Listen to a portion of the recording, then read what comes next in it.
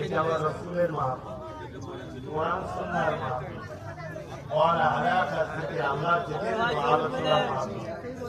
এখানে মন এদিক ওদিক করলে সাবিরা গোনা নয়, হতে পারে ইমান থেকেও চলে যেতে পারে।